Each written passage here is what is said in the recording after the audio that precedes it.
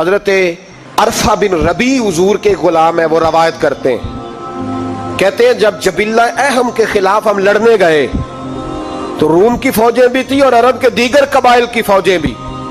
کہتے ہیں ہمارے سپہ سالار کا نام حضرت خالد بن ولید تھا، معمولی آدمی نہیں جسے نبی پاک نے فرمایا یہ اللہ کی تلوار ہے. سیف اللہ خالد بن ولید سپہ سالار تھے، لیکن کہتے ہیں کہ ہم نے ذرا سا حملہ کیا تو انہوں نے اتنی سخت ہم پر مزاحمت کی کہ مسلمان کہنے لگے آج بچ کے نہیں جائیں گے. کہتے ہیں ہم سارے حضرت خالد بن ولید کے قریب گئے، یہ کوئی ہم نے نہیں حوالہ لکھا، یہ تاریخ اسلام، ان کو سارے مسالک پڑھتے. کہا حضرت خالد بن ولید سے کہ حضور مسئلہ کیا ہے، کسی جنگ میں پیچھے نہیں اٹھے، آج کیا ہوا؟ جناب خالد بن ولید کہنے لگے میری ٹوپی گھر رہ گئی ہے. میری کوئی نہیں سمجھ آئی آپ کو؟ میری تو نے کہا حضرت صاحب ٹوپی ہم سے لے لیں. کہنے لگے وہ والی نہیں، میرے والی رہ گئی ہے. کہا ٹوپی کا جنگ سے کیا مطلب ہوا، تلوار سے کیا مطلب ہوا؟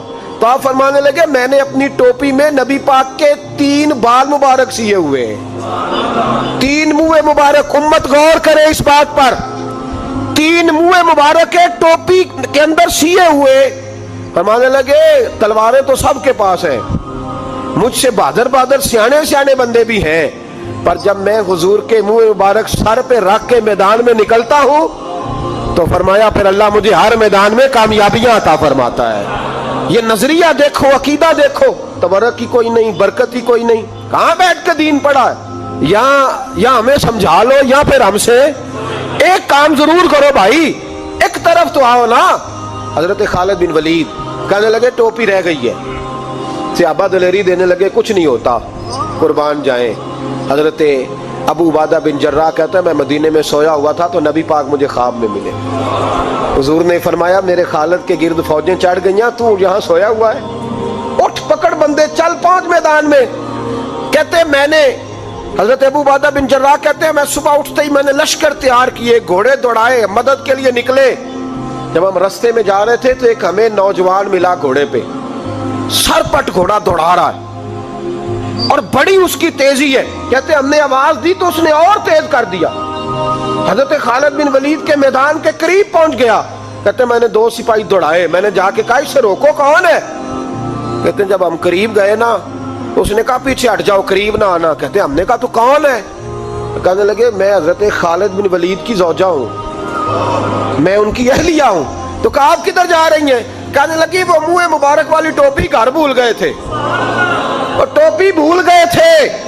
سارے راز نہیں جانتے، میں بیوی ہوں، میں جانتی ہوں کہ خالد کو کامیابی ملتی تھی مصطفیٰ کے تبرک کی برکت سے. وہ ٹوپی بھول گیا ہے، مسئلہ بن گیا ہوگا، ٹوپی پہ نظر پڑی ہے تو مجھے کوئی اور ملا نہیں تو میں خود دینے جا رہی ہوں. حضرت ابو عبادہ بن جراح کہتے ہیں ہم نے کہا کہ ہمیں دے دو بہن، ہم دے دیں گے. کہنے لگے نہیں، ہمیں پتہ ہے اس کا ادب کس طرح کرنا ہے، کیونکہ ہمارے گھر میں رہتی ہے تو ہمیں پتہ ہے ادب. اور یارو اگر یہ ذائقہ ہی نہیں تو پھر تجھے حضور کی عزت کا پتہ ہی نہیں. اگر تو حضور کے تبرک سے آشنا ہی نہیں پھر تجھے پتہ ہی نہیں رسول اللہ کے مقام کا. اقبال کہنے لگے اگر بھاؤ نہ رسیدی تمام بھول حدیث، اگر تو حضور کے قدموں تک نہیں پہنچا پھر تو ابو لہب کے کھاتے میں جائیں گی تیری نمازیں. میرے مصطفیٰ کریم سید عالم صلی اللہ علیہ وسلم کی وہ ٹوپی لے کر زوجہ کہنے لگی تمہیں ادب کا نہیں پتا، میں ہی جاؤں گی. کہا چلو. کہتی وہ دوڑی گئی. حضرت خالد بن ولید کہتے ہیں اچانک میری نظر پڑی تو کافروں کی فوج تنی ہوئی تھی، وہ ٹوٹنے لگی اور ایک شاہ سوار دوڑا آ رہا ہے. تو میں نے کہا یہ اکیلا جوان صفے کاٹتا آ رہا ہے، ہم لڑ رہے تھے تو یہ فوج ہم پر چڑھ آئی تھی، اکیلا جوان. کہتے ہیں جب وہ جوان قریب آیا تو خالد بن ولید کہنے لگے او جوان تو کون ہے، اکیلے نے سب کھول دی.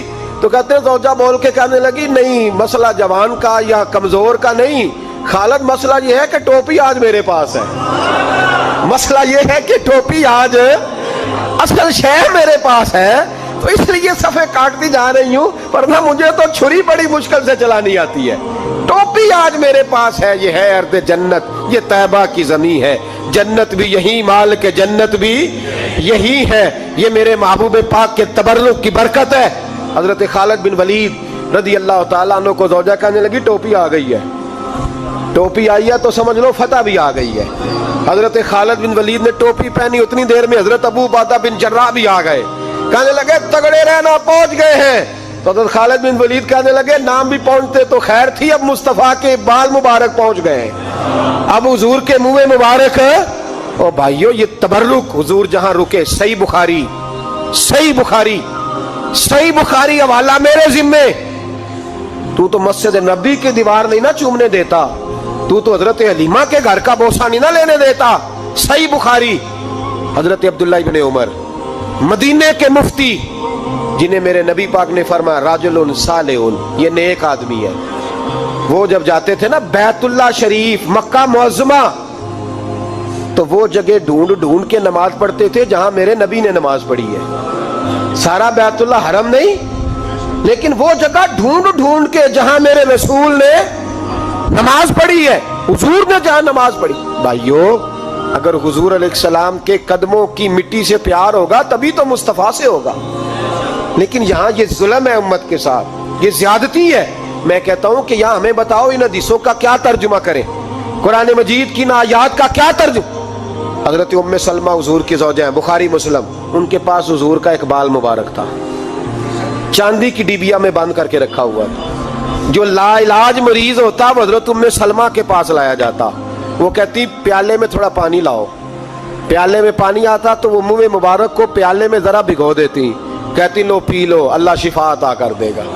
لا علاج۔ حضرت انس بن مالک 10 سال حضور کی نوکری کی، لوگ پوچھتے انس کیا کمایا ہے، کہنے لگے جو کمایا ہے وہ صندوق میں بند کر کے رکھا ہے۔ 10 سال نوکری کی نبی پاک، جو کمایا بند کر کے، انتقال کا وقت آیا تو حضرت ثابت بنانی کو بلایا،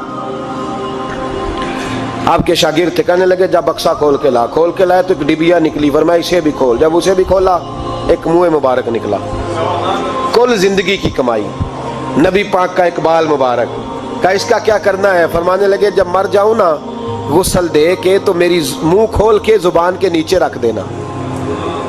حضور اس کا کیا فائدہ؟ پر میں جب فرشتے حساب لینے آئیں گے من ربو کا بولیں گے، پہلا لفظ کہنے کے لیے منہ کھولوں گا تو سامنے حضور کا منہ مبارک ہوگا۔ بس مردن فرشتوں نے جو تلاشی لی تو کیا نکلا؟ فقط ایک دل کے گوشے سے خیال مصطفیٰ نکلا۔ اور میرے اعلیٰ حضرت مشورہ دیتے ہیں، کہتے ہیں لحد میں عشق رخ شاہ کا داغ لے کے چلے، ہم نے اندھیری رات سنی تھی چراغ لے کے چلے۔ حضرت خالد بن ولید رضی اللہ تعالیٰ عنہ بڑے بہادر ہیں، حضور نے فرمایا یہ اللہ کی تلوار ہے، یہ اللہ کی، بڑے بہادر تھے، بڑے شیر دل تھے، فرماتے ہیں کبھی معذرت نہیں کرنی پڑی، کبھی جھکنا نہیں پڑا، کبھی کسی کی منت نہیں کی، اللہ نے طاقت اتنی عطا فرمائی تھی، ہمت، حوصلہ، صبر، استقامت اتنا دیا، کبھی کسی جگہ پشت نہیں لگی۔ لیکن فرماتے ہیں کسی وجہ سے نا ایک دن میرا عمار بن یاسر کے ساتھ کسی بات پہ اختلاف رائے ہو گیا، جھگڑا ہو گیا، توجہ ہے میری بات پر؟ فرماتے ہیں جھگڑا ہو گیا، ہمارا پتہ حال کیا ہے؟ ہمارا یہ حال ہوتا ہے کہ ہمارا جھگڑا ہو جائے تو خیر ہے، لیکن اگر پڑوسی کے بچے لڑ پڑے تو ہم کہتے ہیں اس کی روزی پاک نہیں، اس کی تربیت ٹھیک نہیں۔ ہمارا بھائیوں سے رٹا ہو جائے تو معاملہ اور ہے، کسی کا ہو جائے تو معاملہ اور ہے۔ میں بیمار ہو جاؤں تو آزمائش ہے، اور سامنے والا بیمار ہو جائے تو سزا ہے، پھر کیا ہے؟ بلکہ پنجابی کہنے نے کیتیاں نو پھڑیا ہے، یہی کہہ دیتے، اور میں بیمار ہو جاؤں تو آزمائش آگے جی اللہ کی طرف سے۔ ایسا نہ کریں، ہمارا فتویٰ اپنے حق میں اور ہوتا ہے، سامنے والے کے معاملے میں اور ہوتا ہے۔ حضرت عمار بن یاسر کی بات کر رہا تھا، جناب عمار بن یاسر رضی اللہ تعالی عنہ، حضرت عمار بن یاسر کہتے ہیں کہ حضرت خالد بن ولید کے ساتھ، جناب خالد بن ولید کہتے ہیں میری ان کے ساتھ نہ کسی بات میں اختلاف رائے ہو گیا، تو میں اب دلیر آدمی تھا، شیر آدمی تھا، کبھی جھکا نہیں تھا، کبھی کوئی معاملہ نہیں ہوا تھا، کبھی کوئی ایسی بات نہیں ہوئی تھی۔ آپ فرماتے ہیں جب رائے کا اختلاف ہو گیا نا، بات ذرا آگے بڑھ گئی تو نبی کریم صلی اللہ علیہ وسلم تک بات پہنچی، تو میرا یہ خیال تھا کہ حضور میری بھی سنیں گے، عمار بن یاسر کی بھی سنیں گے، پھر حضور کوئی فیصلہ کریں گے، پر قربان جاؤں وقت بدل گیا نا، اب بہت بڑے چودھری ہیں، بڑے سردار ہیں، بڑے سپہ سالار ہیں حضرت خالد بن ولید، پر وقت بدل گیا۔ تو حضرت خالد بن ولید کہتے ہیں جب میں نے نبی کریم کی بارگاہ میں بات عرض کی، حضور تک بات پہنچی تو میرے مصطفیٰ نے موٹی سی بات ارشاد فرمائی، رسول کریم فرمانے لگے بھئی بات مختصر سی ہے، جس نے عمار کو راضی کر لیا اس نے مجھے راضی کر لیا، اور جس نے اسے ناراض کیا اس نے مجھے ناراض کیا۔ فرماتے ہیں بس میری قیمت پڑ گئی، میرا قد اونچا ہو گیا۔ حضرت خالد بن ولید کہتے ہیں میں نے بھی کہا اب بات کیا کرنی ہے، اب تو گزارش ہی کرنی ہے، اب مدعا کیا سنانا ہے، اب تو بات کرنی ہے۔ فرماتے میں آگے بڑھا اور جیسے بھی ہوا میں نے حضرت عمار بن یاسر کو راضی کیا۔ حضرت عمار کہتے ہیں ایک وقت وہ تھا اور ایک وقت یہ ہے، جب دونوں وقتوں کو دیکھتا ہوں تو کہتا ہوں الحمدللہ رب العالمین۔ یہ ساری تعریفیں اس رب کے لیے ہیں جو تمام جہانوں کو پالنے والا۔ وقت دیں معاملات کو، ٹائم دیں۔ آپ دیکھیں اللہ تبارک و تعالیٰ بڑا کریم ہے۔ حضرت سعد بن ابی وقاص نے قادسیہ پہ حملہ کیا تو بدھ مت عیسائی یہودی سارے کٹے، قلعہ بند ہو گیا۔ چاروں جانب دیوار تھی قلعے کی، بڑی بڑی فصیل، لمبی چوڑی، بڑا لمبا چوڑا گیٹ، باہر نہیں نکلتے، باہر نکلے تو جنگ ہو جائے۔ ایک علاقہ تھا وہ قلعہ بند ہو گیا۔ حضرت سعد بن ابی وقاص نے انتظار کیا، وہ باہر نہیں نکلتے، انہوں نے پہلے سے پلاننگ کی تھی، کوئی مہینے کا راشن لے کے وہ اندر چلے گئے۔ جناب سعد بن ابی وقاص کہنے لگے بھئی اب یہ دیوار تو گرانی پڑے گی، یہ دیوار جی کیسے؟ فرمانے لگے ایمان کی قوت سے۔ آپ نے نا انسانوں کی چار دیواری بنائی، اس دیوار کے گرد صحابی کھڑے کیے، توجہ میری طرف رکھیے گا، یوں چاروں جانب صحابہ کھڑے ہو گئے۔ جب صحابہ کھڑے ہوئے چاروں کونوں میں، اب یہودی، بدھ مت، عیسائی تینوں اندر ہیں۔ حضرت سعد بن ابی وقاص نے کہا چلو بھئی ایمان کی قوت سے بولو۔ صحابہ بولے لا الہ لا الہ، خودی کا سر نہا لا الہ الا اللہ، خودی کا تیغ فسا لا الہ الا اللہ، خودی کا تیغ فسا لا الہ الا اللہ۔ اگرچہ بت ہے جماعت کی آستینوں میں، مجھے ہے حکم ازاں لا الہ الا اللہ۔ وہ تین چار دفعہ کلمہ پڑھا تو دیواریں ہلنے لگی، کانپنے لگی۔ انہوں نے توڑے دروازے، باہر آ گئے، کہنے لگے کیا ہوا؟ حضرت سعد بن ابی وقاص کہنے لگے کافرو، بے ایمانو، ابھی تو ہم نے ایمان کا پہلا کلمہ بھی آدھا پڑھا ہے، ابھی تو ایمان کا پہلا کلمہ بھی لا الہ الا آدھا پڑھا ہے۔ اگر محمد رسول اللہ پڑھ لیتے تو تمہارا بچتا ہی کچھ نہیں۔ ابھی تو ایمان کا پہلا کلمہ بھی آدھا پڑا ہے اور تمہاری دیواروں میں دراڑیں پڑ گئی ہیں۔ اللہ کرے میری ملت ایمان کا کلمہ ہی ڈانٹ کے پڑھنے لگ جائے۔ اگرچہ بت ہیں جماعت کی آستینوں میں، پر مجھے حکم ازاں لا الہ، اور یہ دور اپنے ابراہیم کی تلاش میں، صنم کدا ہے جہاں لا الہ۔ باہر آ رہا، پکڑو ان کو مارو۔ جس دن ابو جہل آیا ہے نا بدر میں، اس نے جاسوس بھیجا، محمد بن عینیہ تھے یا عروہ بن مسعود، دو مختلف نام کتابوں میں آتے ہیں۔ وہ جاسوس چیک کر کے گیا مسلمانوں کو واپس۔ ابو جہل سے کہنے لگا 313 312 بندے، کچھ بچے ہیں، کچھ بوڑھے ہیں، کچھ کمزور ہیں۔ ابو جہل بڑا کھل کھلا کے ایسا کہنے لگا ان کو نا پشتوں پہ باندھ لو، گھوڑوں کی پشتوں پہ۔ جنگ کیا کرنی ہے، تلواریں ان کے پاس کوئی نہیں، لڑ یہ نہیں سکتے، باندھ لو، لے چلتے ہیں مکے، وہاں جا کے دیکھیں گے کیا کرنا ہے۔ محمد بن عینیہ کہنے لگے ابو جہل ہوش کر، ہوش کر، تلواریں کوئی نہیں، زرہیں کوئی نہیں، پر میں ان کا ایمان دیکھ آیا، میں ان کا ایمان۔ فرمایا سب نے جھولیاں اٹھائی اور یہ کہہ رہے ہیں یا اللہ ہمیں واپس نہ بھیجنا، ہم تیرے نبی کے قدموں پہ قربان ہونے آئے۔ ان کا ایمان میں حضرت خالد بن ولید نے حملہ کیا ملک شام پہ، حملہ کیا۔ یہودی باہر نہیں نکلتے، باہر نکلے تو ان کا بہت بڑا لیڈر مذاکرات کرنے آیا تو ہاتھ میں زہر کی پڑیا ہے۔ فرمایا یہ کیا ہے؟ تو مذاکرات کرنے آیا تو یہ کیا؟ کہنے لگا زہر۔ کیا مطلب؟ کہنے لگا اگر مذاکرات ناکام ہوئے تو زہر کھا کے مر جاؤں گا، مسلمانوں کو کبھی اقتدار نہیں دوں گا۔ تو آپ فرمانے لگے زہر بھی تب بھی اثر کرے گا نا جب میرا اللہ چاہے گا۔ کس کی قوت؟ ایمان کی۔ کس کی قوت؟ زہر کب اثر کرے گا؟ جب اللہ۔ تو کہنے لگا یہ بڑا زہریلا زہر ہے ہمارے علاقے کا، یہ تو کسی کے ناک میں ذرا ہوا سے چلا جائے تو بندہ مر جاتا ہے. اب فرمانے لگے بندہ تب بھی مرتا ہے جب اللہ مارے, اور جسے اللہ نہ مارے مر سکتا. وہ کہنے لگا کیسے ہو سکتا ہے؟ فرمایا لاؤ ادھر. حضرت خالد بن ولید, او بھائی طاقت ایمان کی قوت سے ملتی ہیں, ہمت ایمان کی قوت سے. فرمایا بلا سارے یہودی, سارے آ گئے. فرمایا تم کہتے ہو زہر ہوا کے ذریعے ناک میں بھی چلا جائے تو بندہ مر جاتا ہے. پوری پڑیا زہر کی جناب خالد کھا گئے, پانی کا گلاس پی گئے, 18 رکعتیں نفل بھی پڑھ گئے. ہر 2 رکعتوں کے بعد پیچھے پلٹ کے دیکھ دے تو کتنے یہودی کلمہ پڑھ جاتے ہیں, کتنے غیر مسلم. یہ کس کی طاقت ہے؟ بولے تو صحیح ہے, بولے.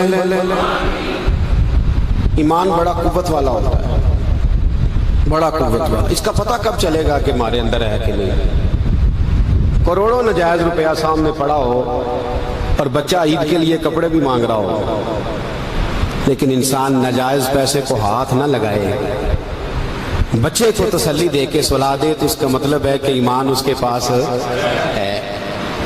میرے نبی کریم صلی اللہ علیہ وسلم نے فرمایا فحاشا, خوبصورت عورت, بری عورت, خوبصورت بھی ہو بری بھی ہو, اور دعوت گناہ بھی دے, بچہ جوان بھی ہو خوبصورت بھی ہو خواہشات بھی ہو, اور پھر بھی وہ کہے انی اخاف اللہ, نہیں بھئی میں اللہ سے ڈرتا ہوں, تو اس کا مطلب ہے اس کے پاس ایمان. یہ تو روز ہمیں پتہ چلے گا, روز پتہ چلے گا. میرے دوست اپنے ایمان کو دیکھ. حضرت مصعب ابن عمیر جنگ احد میں میرے نبی, اور یہ بڑا لاڈلا صحابی ہے میرے رسول کا, بڑا لاڈلا. مجھے اس شخصیت سے بڑا پیار ہے. ان کا جو بھی کہیں مجھے ارشاد کوئی قول ملتا ہے تو میں الگ سے ڈائری پہ لکھتا ہوں. حضرت مصعب ابن عمیر کو احد میں حضور نے جھنڈا دیا تھا, ہاتھ میں جھنڈا تھا تو کافر نے ہاتھ کاٹ دیا. جناب مصعب ابن عمیر نے دوسرے ہاتھ میں پکڑ لیا. جب وہ بھی ہاتھ کٹ گیا تو 2 کٹے ہوئے ہاتھوں سے جھنڈا پکڑا, جھنڈا پکڑا. اور جناب مصعب ابن عمیر کی جب لاش کے قریب میرے نبی پاک گئے تو کٹے ہوئے ہاتھوں سے جھنڈا انہوں نے سینے سے لگایا ہوا, سینے سے. میرے نبی پاک کی آنکھوں میں آنسو آئے اور حضور نے رو کے فرمایا یہ مصعب کے ایمان کا جھنڈا تھا جسے وہ ساتھ لے کے دنیا سے چلا گیا. یہ اس نے زمین پر گرنے. اپنے ایمان کو دیکھو, ایمان کو پرکھو, ایمان پر محنت کرو. سب سے پہلی بات تو یہ کہ قدر کرو کہ ہم مسلمان ہیں, اپنے دین کی. دوسری بات قرآن پاک کے ساتھ پیار کرو. تیسری بات شہادت کی آرزو. چوتھی بات ایمان کو مضبوط کرو. ایمان کو بولیے ایمان کو. اللہ فرماتا ہے تم ایماندار رہنا, میں تمہارے ساتھ رہوں گا. ولا تہنوا ولا تحزنوا وانتم الاعلون ان کنتم مؤمنین. یہ پختہ ہوتا کیسے ہے؟ اقبال کہتے ہیں ایسے لوگوں کے پاس بیٹھا کر جو تیرا ایمان پختہ کرتا ہے, ایسے لوگوں کی سنگت میں رہا کر جو تیرے ایمان کو, کہتے ہیں وہی ہے تیرے زمانے کا امام برحق, وہی ہے تیرے زمانے کا امام برحق جو تجھے حاضر و موجود سے بیزار کرے اور موت کی شکل میں دکھلا کے تجھے جلوہ دوست زندگی تیرے لیے اور بھی دشوار کرے, اپنے اوپر مشقت کرے. آج جمعۃ الوداع کا موقع ہے. ہم اکیلے مسلمان نہیں, فلسطین والے بھی مسلمان ہیں, کشمیر والے بھی مسلمان ہیں, بوسنیا والے بھی مسلمان ہیں, افغانستان والے بھی, عراق میں جو لوگ بھیک مانگ کے گزارا کر رہے ہیں وہ بھی مسلمان ہیں. ہمیں کم از کم ان کے لیے دعا تو کرنی چاہیے, ہمیں قوت اسلامیہ کا اظہار تو کرنا چاہیے, قوت اسلامیہ کا پیغام تو عام کرنا چاہیے. کریں گے انشاءاللہ تعالی. یہ 4 باتیں آپ کو یاد رہیں گی انشاءاللہ. میری یہ درد مندانہ اپیل ہے آپ دوستوں سے, اور کچھ کرے نہ کرے میرے محبوب کی امت کے لیے دعا ضرور کیا کریں, ان کے لیے دعا کیا کریں. اے اللہ اس قوم کو غیرت ایمانی عطا فرما دے, اے اللہ اس ملت کو جذبہ جہاد عطا فرما دے, اے اللہ اس امت کو شوق شہادت عطا فرما, اے اللہ اس قوم کو اپنے نبی کا سچا پیار عطا فرما صلی اللہ علیہ وسلم, اور اللہ سب کے لیے رحمت کے فیصلے فرمائے. آخر دعوانا ان الحمدللہ رب العالمین.